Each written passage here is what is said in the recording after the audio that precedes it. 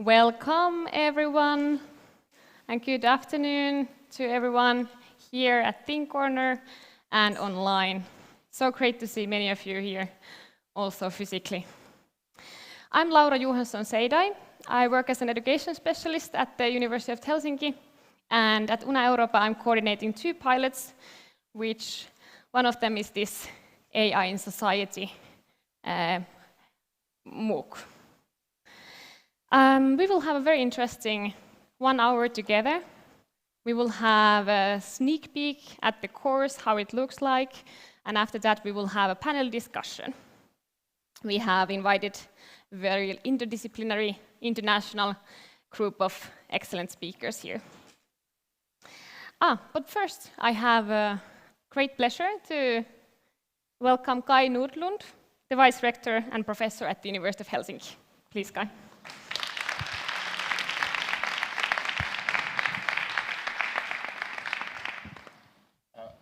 Thank you.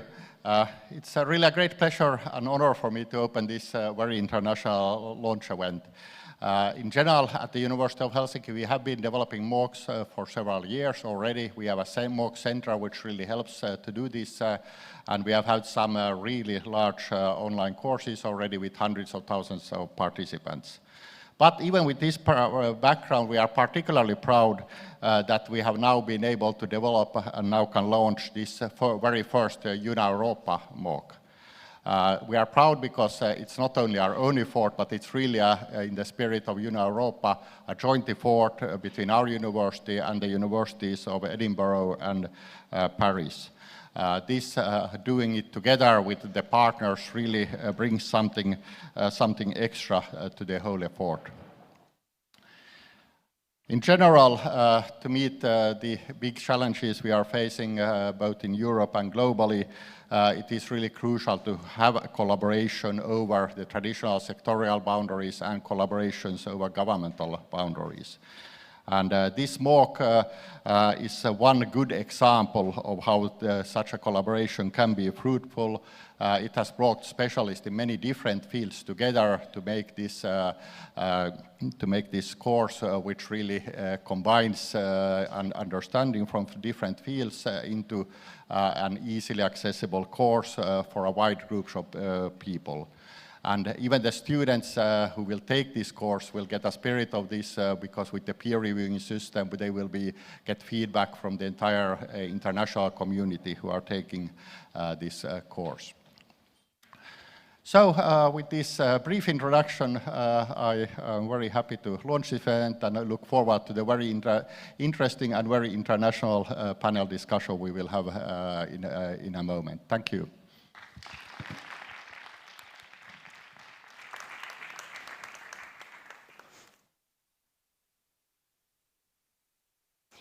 Thank you very much, Kai. Thank you for your presence and time tonight and today.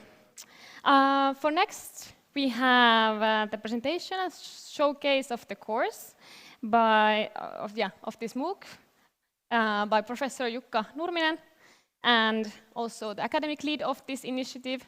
And then we have Tomi Kokkonen, who is the postdoctoral research in philosophy and content lead of this course. Welcome.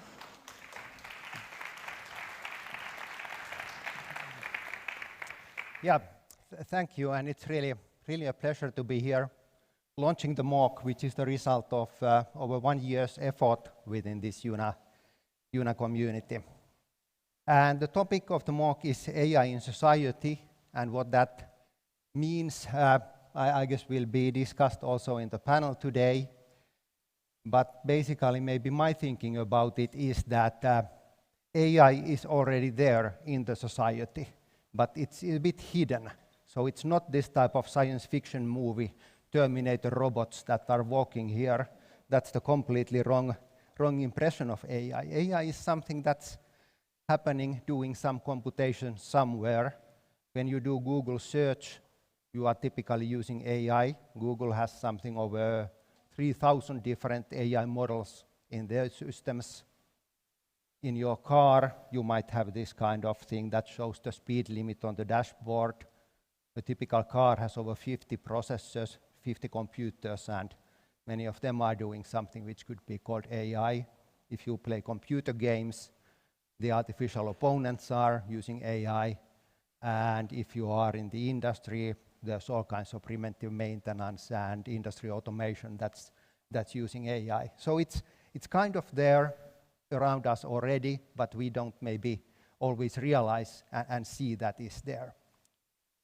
And like all new things coming, it's changing the world. When the combustion engine was invented and cars became, that affected how the cities are planned, how people are living, how they travel to work. When internet became popular, it changed how we communicate, how we spend our spare time. And the same thing, I guess, is with AI. Somehow it will change our lives in some way, but we understand maybe some of the ways, but we don't understand all of the ways. So there's many opportunities, I guess, that we have on this, and for a computer scientist like myself, it's really exciting opportunity to do all kinds of fancy things, but it's important to also think what we will do with these fancy things and take the opportunity of all the possibilities we have, but at the same time remember that there's risks, there's maybe some negative effects, and the more we kind of have the complete picture and understand them, the better position we are to avoid them and kind of come up with new solutions that can fix those problems that might appear. And this MOOC is kind of one attempt to bring us and everybody to a better understanding what is the societal impact of AI.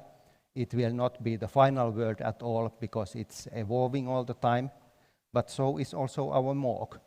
So it's a modular structure. We are now launching the first 4 modules, but the plan is that in the autumn and next year, then again, we will launch further modules. So it's kind of a living thing, and new modules with new content will come available. And as Kai was saying, it's really been a pleasure to do that in the Una context. So within University of Helsinki, we have these elements of AI and building of AI MOOCs, which are telling you what is AI, how you develop AI systems at some level. We have ethics of AI, which teaches you something about the ethical things regarding AI. And now this is the kind of 4th piece to the same puzzle in a way, which looks at it in a wider societal way, what is the impact. And one way to also show the kind of multidisciplinarity of this thing is that I counted the people who are involved, and that's many, but their backgrounds, there's sort of people with computer science and data science backgrounds, cognitive scientists, social scientists, philosophers, law people, and maybe I missed someone, but anyhow it shows somehow that this is a very sort of versatile and wide thing and needs the multiple perspectives, and also maybe the different countries have different perspectives, so that's yet another opportunity to get the different countries in this Una community to involved. So that's about all I'm going to say, and now I'll give the floor to Tommy, who's then going to introduce more to the course itself. Okay.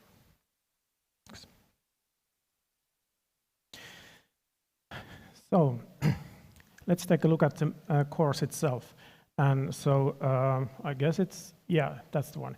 So this is how it shows for everyone at the moment. This is openly available in internet. In order to complete the course, you need to register, and then you get an access to the assignments. And after completing them, you get a certificate. And if you are a student from any Una Europa universities, you will get the credits. And if you are a student somewhere else, you will get credits, but you need to negotiate with your institution. Okay. So this course has a modular structure, as Jukka said. And the first 3 modules or chapters are the basic part or the introductory part that is obligatory for completing the course, and they give sort of basic conceptual frameworks that you need for understanding how AI is all around us in the society, how it is changing the society, what kind of challenges and promises there are, but also how we could deal with the challenges. So we have sort of solution-driven approach that we are not only pointing to the problems, we are giving at least some ways to think about how to solve these problems. And so those first three parts are this basic introduction to the main topics and main, like giving the framework for understanding, but with lots of examples. And then we will have these elective modules. At the moment, we have only one, AI and discrimination, but that's, of course, very important topic, very topical, very much a challenge at the moment with AI applications. But there are going to be other modules on health-related issues, democracy, governance, about robots, all sorts of things, and the list of topics is open-ended, and this will be updated continuously, and people producing new content will come from the different Una Europa universities, so this will be very much a collaborative project. And if you complete the course with certain set of modules, you can always come back and do more modules, and you will get new certificates. So let's take a look at what it looks like. So let's just choose one of these. You can just start the course, and it will linearly take you through the course, but you can always come back and continue from where you left. And so each module has contents, different parts that you can choose. So let's take, for example, accountability issues here. So this is what this looks like. And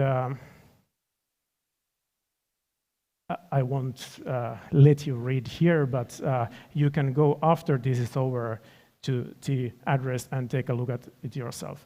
But so there will be some exercises that you need for completing the course. There will be some small exercises in midst of the text, and then there will be some little bit more demanding exercises after finishing each specific topic.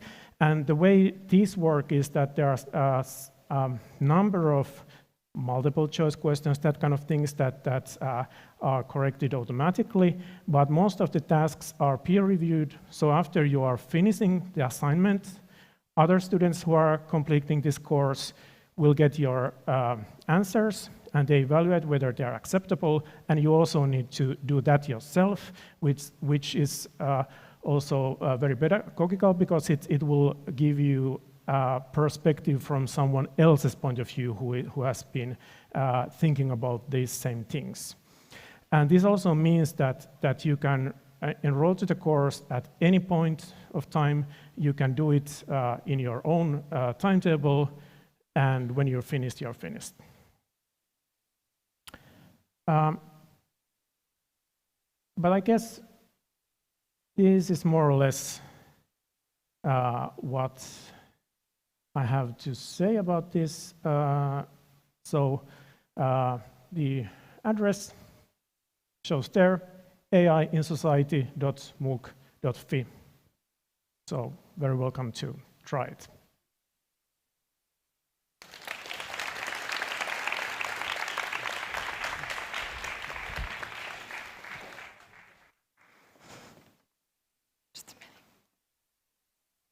Thank you, Jukka and Tomi. That was great to see the course. And congratulations on your hard work. We made it one more time. Of course, the work continues, but still, we can celebrate this. Yeah. Okay, but for next, we will continue with the panel discussion about the relationship between artificial intelligence and society. And we would really appreciate your interactivity with you, the audience. And for that, We have created the Flinga board where you can submit your questions, your thoughts, everything. It will show on this wall once we start the panel. And also, of course, share your thoughts in social media with the Una Europa hashtag. We will have some time at the end of the panel discussion to take some questions from Flinga. Without further ado, I now introduce the panel. So it will be moderated by Jaakko Kurhila, the Chief Digital Officer at the University of Helsinki.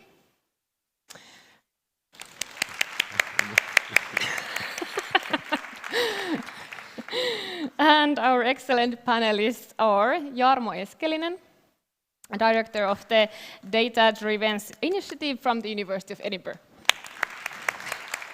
We all get individual applause. And then we have Professor Eric Oseasibe, Associate Professor of Economics and Dean of International Programs from the University of Ghana. And next, Alessandra Scaglierini, Professor of Veterinary Medicine at the University of Bologna, and the Chair of Una Europa One Health self-steering group. And last but not least, Petri Ylikoski, Professor of Science and Technology Studies at the University of Helsinki. Please, thank you.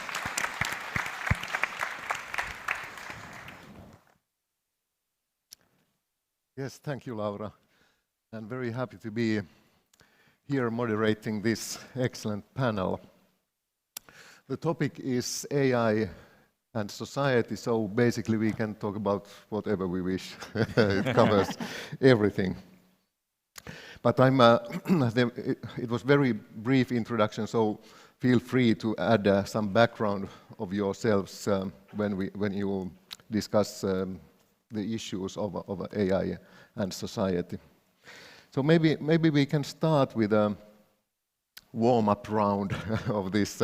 Like, what is the connection with AI in your field, in your discipline? What are your thoughts, or do you have some interesting tidbits in your field that you can share us with this moment? Maybe we can start with Petri. Okay, so my field is science and technology studies. So basically, AI in society is one of our main objects of research.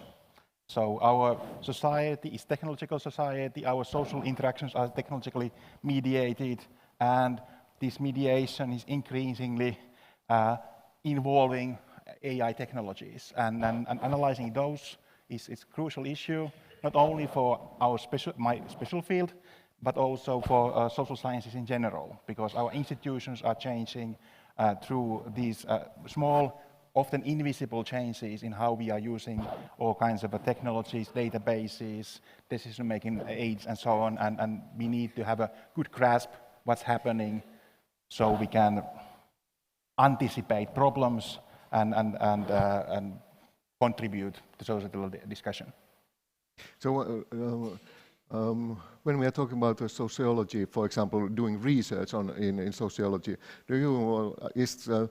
do I understand correctly that almost all of that research is somehow connected already to digitalization or even AI, or using AI, or benefiting from AI in that research? I would say that any aspect of society will have this dimension. No matter if you are studying children, elderly people, or labor markets, AI and automated decision-making and so on is everywhere.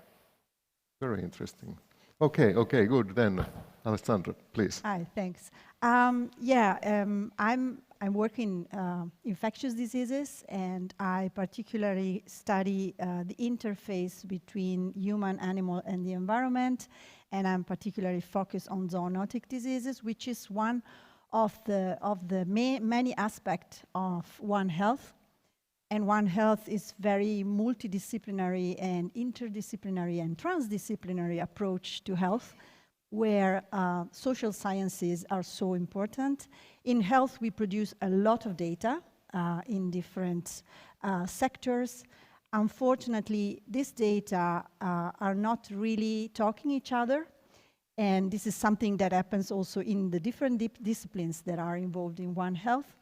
So we think there is a lot of scope in involving and dialogue as much as possible with experts on artificial intelligence and data science, because the impact of an interaction between the different disciplines and the talking of the data that are collected daily in every part of the world from different perspectives are so important if we want to address many of the challenges in public health, in food security, food safety, and environment, health and welfare. So we think, well, I'm not an expert on data science and artificial intelligence, but the discussion that we have in our self-steering committee is so interesting, and we are interacting as much as possible with the colleagues of data science and artificial intelligence, because we think that there is a lot of room to increase the impact of this application for the benefit of society. When you think about like a typical medical research group nowadays, is it like how many times out of 10 there's some people that are really into data science or artificial intelligence within the medical research groups? Yeah, I have to say every day. When we started to discuss with the colleagues of that have planned this MOOC, I know that the first idea was to promote a module on artificial intelligence and healthcare, which is the most probably popular application of data science and artificial intelligence. But we agreed that we would like to go beyond the hospital and maybe the industry-driven application of artificial intelligence, because there is so much room in many other aspects. And when we use the One Health lens to try to better understand what is happening in different parts of the world in a period of a lot of challenges such as climate change and also urbanization and many other, is so important to try to cope as much as possible and to improve the use of data that we have. Because we can, well, I don't know if we 100% predict what will happen in the future, but we can have a good idea of the main, because we are really in a complex system. Yes. That needs to overcome a linear approach. And so maybe artificial intelligence will help humans in doing this. So, yes. Yeah. Yes. Yes, and the frame of One Health is very interesting. Maybe we can come back to that later, but now it's Jarmo's turn. Yes, hi.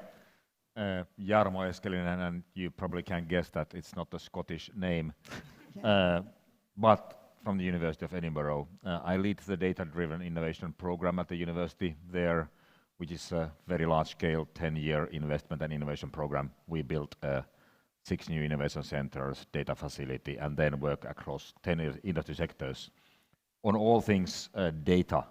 And most of those sectors are not my specialty. So my job is to coordinate the initiative across the uni.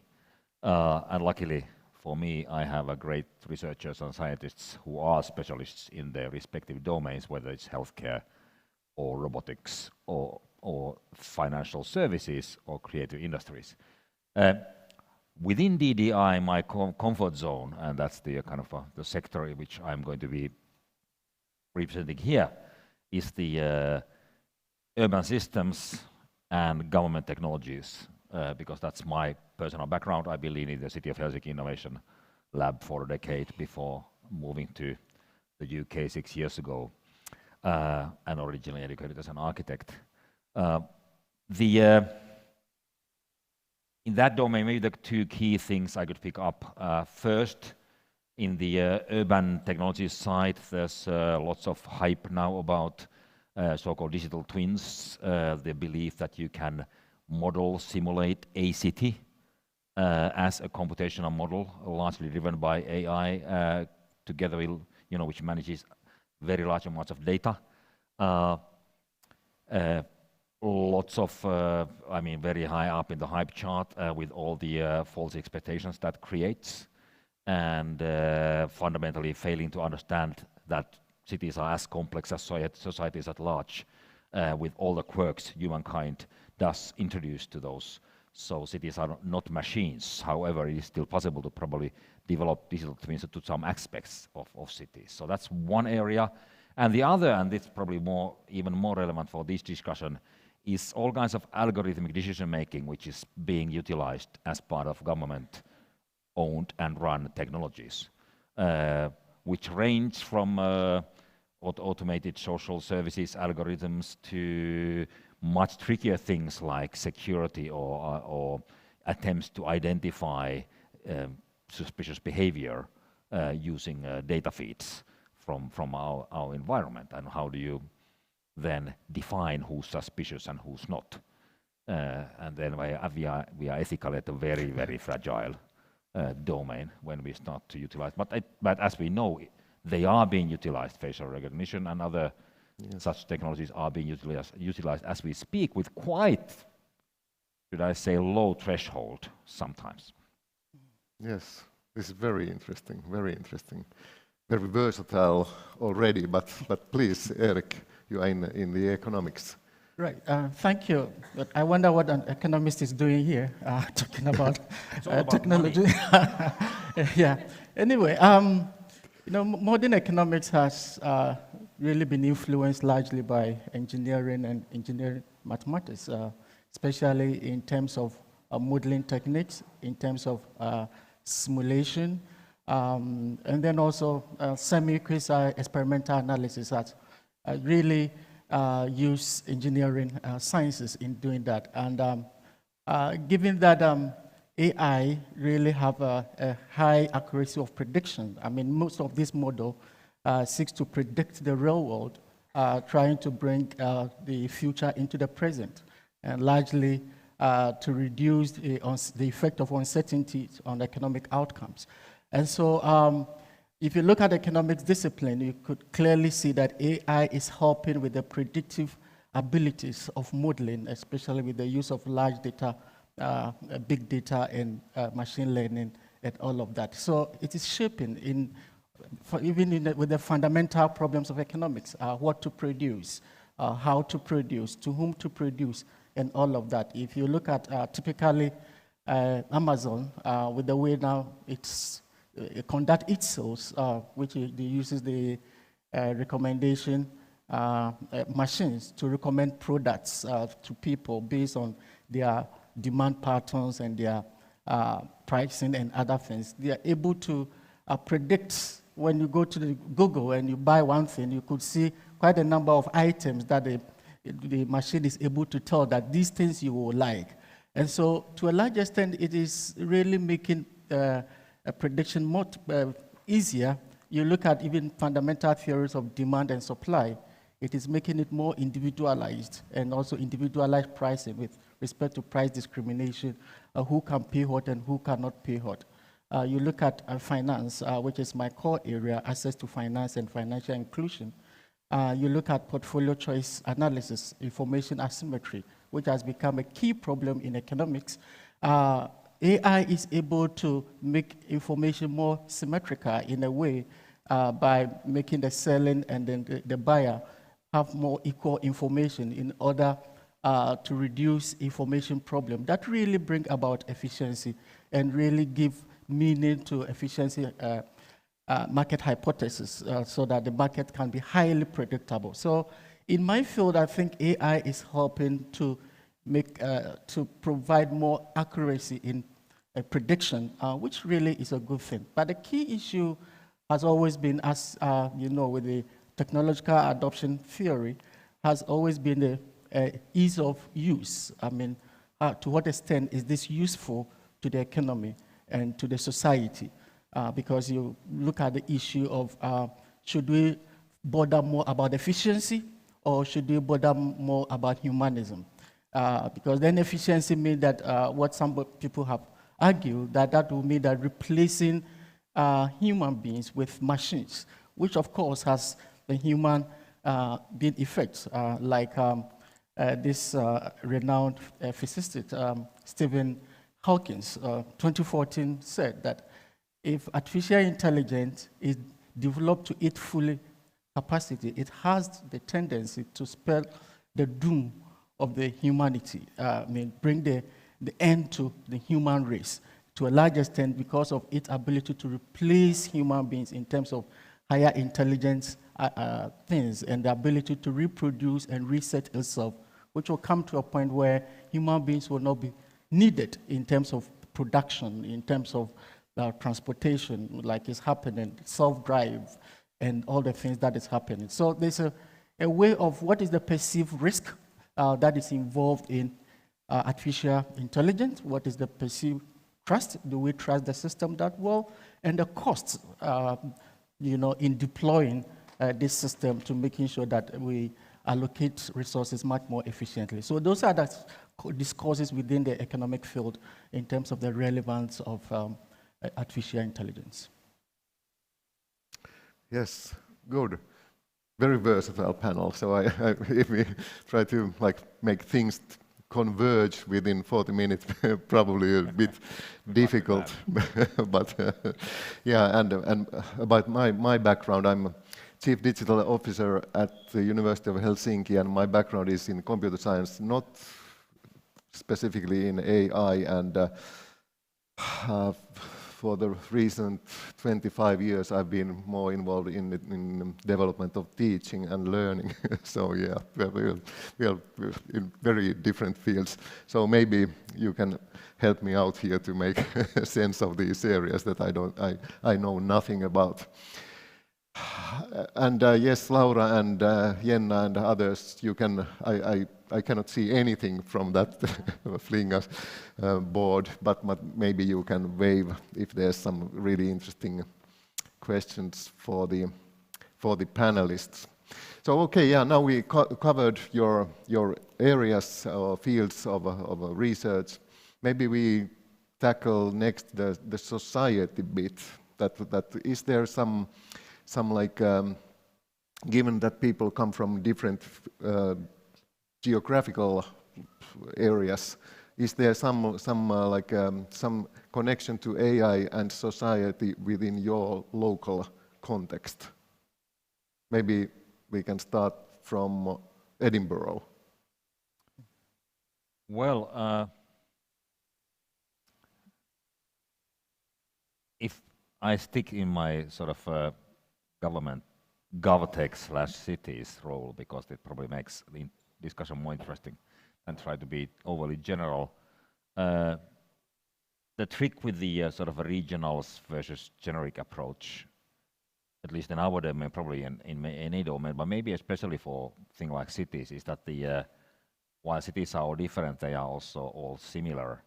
How do you balance the sort of bespoke needs of your particular city or your particular part of society, your pocket in the society, and make sort of a use, understand the inbuilt challenges, potentially biases in your data sets, etc., which you feed to systems, so that you can serve the needs of that particular community as well as you can, while understanding that most solutions, are doomed to failure if you try to develop them on your own for quite a small group of people. It's just economically not doable. So you need to use general solutions you then customize for your particular needs. And that's the kind of challenge of lots of GovTech. And that's I would say, tragedy of lots of that, because people have tended to believe that you need to build completely bespoke systems, which end up to be sort of underdeveloped, buggy, not working very well, very expensive, and then tomorrow's cutting-edge technology will be, embarrassing legacy in a few years' time when your developers move somewhere else. And we haven't been able to build proper legacy and the necessary open standards connectivity between our systems, which would ensure a sort of a managed process of building technologies for the society, for public services, so that they, in a good way, would pile on top of each other. So that's, it's kind of a connection between fast-moving technology and now available solutions and the long-term nature of societies, which is where things are kind of broken. So from a point of view of Edinburgh, it's your typical city. It comes with lots of legacy systems, lots of narrow silo solutions, and it's very hard to make sense of all of that. And with a sort of a public sector resources, it's even harder because you don't have necessarily much funding for it. So what we are trying to do there as a university then is to be part of the solution, not part of the problem, and bring in solutions from elsewhere, build networks with other cities so that you can have one city is not the market, but 15 are, that you can join forces with other places in things like Una Europa, and then co-develop things in an open modular fashion, which will give you a more lasting legacy when it comes for tech. It doesn't outdate so quickly, if that makes sense. Data is like wine, and solutions are like fish when it comes for freshness. So how do we ensure that we can build on the data through this chain of ever renewing solutions? Yes, exactly. Yes, Alessandra, you want to pick up on that? Yeah, well, I'm not an expert in the field, so I cannot really give you a meaningful answer on how artificial intelligence is implemented in general in my local setting, even if Bologna is now the center of data and many other. Here we have some colleagues that may be more more incisive than me in giving these details. But going back to health, which is my field, I have to distinguish between healthcare, which is something that we can deal in a local way, so that the implementation of artificial intelligence and tools for healthcare maybe are worthwhile to consider in a local setting. But when we go to One Health, problems, I think COVID-19 was something that everybody experienced. We cannot really deal it with a local approach. So I think that here artificial intelligence and data science can help a lot to really communicate between different local settings with different geographic issues and risk factors, and probably also cultural habits and context. So I want to stress the fact that when we use the One Health lens, we cannot really deal in a local way, even if we talk about some tools that can have also application at the local level. But because health is a global issue, so of course we need that our data that we collect in Bologna talk with the data that are collected in Rome, and then talk with the data that are collected in Helsinki and maybe in Ghana, in Accra, to know what is happening there. So I think that here artificial intelligence and data science can be very, very important for us, because with our little brains, we cannot put everything together to really develop something meaningful. Yeah. Yes. Yes. Petre. So if I could balance, so we have been pointing out that, okay, this is a global change and it requires collaboration. It doesn't make sense to develop things locally because there are all kinds of limitations. But I think the local perspective is extremely important when we are thinking about possibilities, but especially dangers of AI. So if you look at the literature, what is discussed in newspapers and so on, many examples come from US. And many of those are actually not that salient, for example, in Finland or other countries. Yes. So when we are applying AI and thinking about what are its societal consequences, we have to remember that we are living in these social technological hybrids, and it's always part of the institution. So if you have different sort of legislation, different kind of administrative practices, different language and so on, the consequences and the dangers and possibilities would be different. And that's why we need a lot of local research in different countries, and so we cannot copy ready-made solutions, and we cannot expect that ready-made solutions will come to us. So we have to be able to have ability to kind of adopt what is available, tinker it to fit our purposes, but also be awake and able to see all kinds of surprising consequences the application of technology might have. Agreed. Yes, May of course. Yes. So I think one domain or one thing which is probably worth pointing out is the fact that these AI as one bucket of potential solutions is becoming so sort of omnipresent that one of the things which we probably must accept as a fact is that we must ensure that our decision makers and also our people, us as citizens, are digitally or data literate or AI literate enough to understand how to deal with that, and especially, of course, decision makers, regulators, you must be on the sort of basic level of literacy in order to understand and regulate things like technology. And you can't leave it to technologists alone, no offense for any technologists, but that's how it is. It has to be a multidisciplinary, transdisciplinary process where things are looked at from different angles, because any single technology will have different consequences when you look at it from different angles, as we are proving here. And that understanding must be at the heart of decision making for the society, and that does require a sort of upgrade for decision makers, for them to understand that they need to be on a sufficient level of understanding the pros and cons of different technologies. Yes, very good. Erik, do you want to add some to these points? Or? Well, yeah, I want to speak from the perspective of Africans, largely.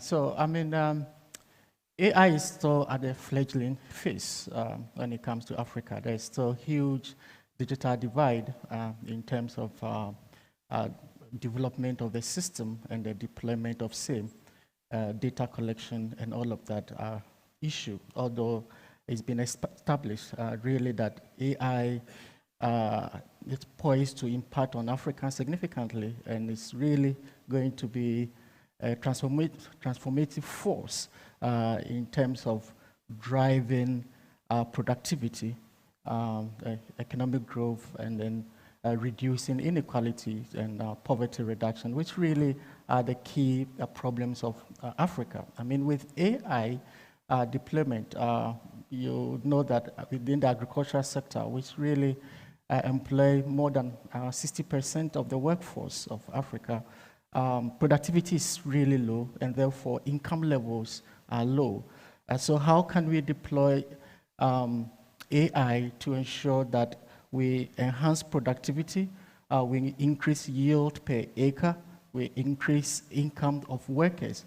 Although in several different areas, we've seen some pickup in terms of deployment of technology using AI in drones, area monitoring and fertilizers and all of that.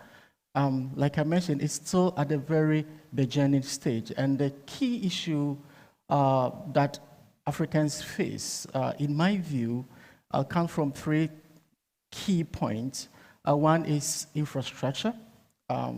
Connectivity is an issue. If you have to deploy AI in a rural setting, definitely you're going to have an issue. One with energy, large machines that are needed to host some of this AI technology. People there do not have that kind of ability to deploy such. You're talking about a skill set that is needed. There's a huge gap in skill set, and that's one issue that really we have to look at. If we have to look at issues of inclusiveness and diversity in AI development, that is one area that is missing, and that's, I believe that the West should begin to focus on Africa, because if Africa is to leapfrog in development and to have a catching up with the West, then it definitely will need AI. But there's a huge gap in terms of a skill set, expertise, and even in quality data that is needed to feed into the machine. Many systems and data collection have been developed by the West, and today there is a huge gap in terms of even race, gender, and all of that. So how do we build inclusive workforce behind AI? And I think that that is one area that we'll have to look at if you have to bring Africa into the picture, which is critically needed to drive growth and development in that area. Yes, yes, yes. Yeah, I think this is very important because you asked for local, and I said health is a global, and of course it's very different when you talk about artificial intelligence applied to smart cities, so you can, for example, really deal with a local setting. But when you talk about health and, for example, agent that can be spread all over for a pandemic, when you don't have the accessibility to tools for data elaboration and artificial intelligence from certain parts of the world, the model or the outcome that you obtain from your models can be very biased. And maybe the solution that you develop to manage the threat is not really correct and applicable everywhere. So the issue of accessibility and equity for health issue in data science and artificial intelligence is crucial, because you don't really, you can't develop something really meaningful if you don't have data from different parts of the world, in different contexts, in different temperature, and so on. And yeah, I think the thing that Eric said is so important for us. Yes. Yeah. But let me just add quickly to what, in terms of health, I think we also are seeing some kind of development, innovative development on the part of Africa, especially with access to health, equity in health provision. Ghana, for example, I don't know whether you've heard about this zipline services, where, you know, we have remote areas, how to reach areas, and therefore it's difficult for them to access quality health care. We have started deploying AI in the form of drones, which supply healthcare drugs and blood, you know, to this, how to reach remote areas.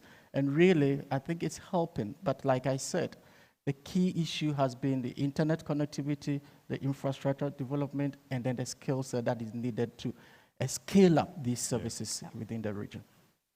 Yes, Jarmo. So just on both of these topics, I think one of the things which we should discuss when we discuss AI and society is the question of who controls data collection, data ownership, and data sharing. Because currently, frankly speaking, we have two models which work at scale. One is the corporate-driven monopolistic data collection, which is largely practiced by large corporations who then give it away free sometimes, but there's always a price. There's no such thing as free if a massive corporation does it. And the other is then done by governments, especially some of the large governments in large countries, which has certainly its own problems. And I guess the question is, are there other ways? What's the fair deal on data, which would ensure sort of equitable access to data for different stakeholders, small and large, in a managed way, in order to do things you are discussing in place like Africa or wherever where we need data for innovation? How do we make it available? Are they cooperatives? We are kind of in an underdeveloped market regarding that whole side of the actual ingredient of the AI systems. You know, the stuff on which it runs, which is data. Exactly. Yes. Yes. So we have a question from the audience. Not read. Mm-hmm.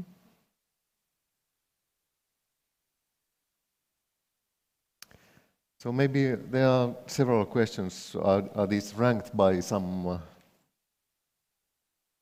Okay, but yeah, let's take that. The one with the question is, how can we solve the gender bias and discrimination issues in AI? So how can we solve them? Any any solutions?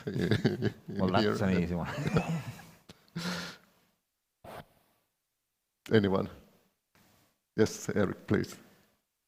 Well, I think it should start from the governmental level, largely to sort of have some kind of governance, changes in governance system to support the minority or gender, to have some more affirmative action, you know, when it comes to the workforce training of AI experts. I think we have to be intentional about it, that we actually make it more inclusive to ensuring that young girls take interest in STEM, in science, technology, engineering, and mathematics. That is the starting point.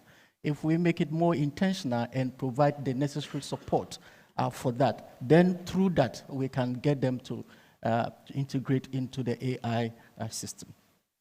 It's very short, Jarmo, and then Alessandra. Different take on the same topic, which is there's of course a bias in the datasets themselves easily, which can have different consequences. One of the things which can be done, and in which we have actually good examples of success, is that you access old data in order to re-evaluate the results you got before, and that's something which is going on in medical domain, so that you, for example, use clinical trials data, you re-access it to see if the original conclusion was actually correct, or if you do a gender-biased, gender-differentiated dataset, do you get different diagnostics for male and female patients, which is increasingly seems to be the case in different medical conditions, and you get better diagnostical results if you take that into account. Yeah, more or less the same. So gender-biased data are a problem in health. Also from an epidemiological point of view, because sometimes risk factors for certain diseases, infectious diseases, for example, are really gender-based. So if you don't really give a gender to the data, maybe the result that you obtain are not good enough. So this is another aspect. It's not just accessibility, but also the quality of the data that you collect. Yes, yes, good. Good. I think that I guess we should be maybe a couple of minutes. So I won't be trying to sum up this, because this has been too much. But I'm hoping that Jukka and his group that you have covered all the issues in your course. but let's see how it goes. Maybe there's a iteration and when we see how it goes. But just as a final, typically you have the final idea that you can say to the audience from your perspective, given the context of this, like this lifelong learning or open education, or this, do you have some wise words in this topic for this audience, or for the broader audience, for Jukka and his team to take home? Yes? One thing, so when we are talking about these things in terms of AI, that probably creates kind of too optimistic expectations, because still the AI, although it does all kinds of cool stuff, is still lacking common sense. So my message is that we still have to have the common sense when we are thinking about applications and when thinking about where we can apply it and what kind of data we can use and what kind of data is available. So I think common sense is still the most human thing we need badly. Yeah, yesterday we had a very wide discussion with Jukka and Tommy and the group. I think that yes, I completely agree. So sharing a project between data scientists and the one that are on the field and need artificial intelligence and data science will be very important. So establish a dialogue between different disciplines to really feed the system with the right data to have a meaningful output. Yes, this I think is the final, and this is what we try to do with this project. Yes. Yeah. Yes, Jarmo. All right. Well, roughly the implementing an AI system requires design of the system, data for the system, validation of whether your system works, and then you deploy. I would propose that before, in the design phase, one of the most fundamental questions to ask is that, do you actually need it? Do you actually need an AI or AI-driven system to do what you try to do? Because there are no Swiss knives. AI is not a Swiss knife, like no technology ever is. And in many cases, at the moment, it seems that people are trying to use it as a power drill for something which you could do with a butter knife. To continue with a very bad tools metaphor landscape. Yes, Erik, please. Should I say? I think we have to also look at the complementarities and the enablers for adoption of AI, especially from the side of Africa. As I mentioned, what are the key enablers that are needed to make adoption seamless? And so building infrastructure and then the training expertise and data, large data collection, and the quality of data itself, remain key. And more importantly for me is the vulnerability that it introduces into the system. The tendency that you can have hacking into your system, the tendency that you can breach privacy issues. How do we build firewalls around these machines to ensure protection, data protection issues, especially when you are deploying it in educational sector, using student data and all of that? How do you protect privacy in that regard? So we need to look at the complementarities to ensure that we harness the potential, the maximum potential from AI going forward. Thank you. Yes, very good. Thank you very much. Great panel, great expertise, wise words. Thank you very much.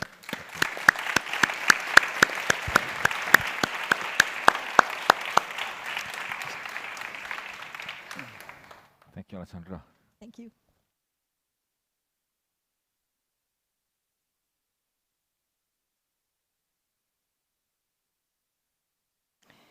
Thank you so much.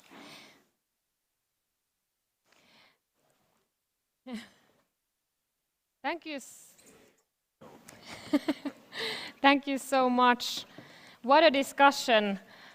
Very important and also so interesting. Thank you so much.